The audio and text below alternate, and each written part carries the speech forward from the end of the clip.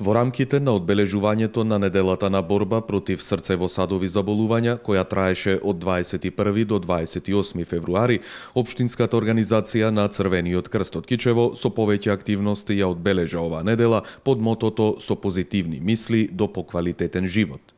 Оваа недела Општинската организација на Црвен крст Кичево организира повеќе настани, меѓу кои едукативни работилници, спортско-рекреативни настани и трибини на кои општата популација имаше можност да се информира за овие се почести болести на денешницата.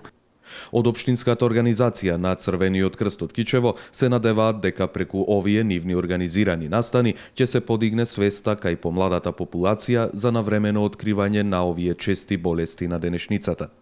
Институтот за јавно здравје информираше дека над 57% од смртните случаи во Република Македонија се последица на срцево-садовите заболувања.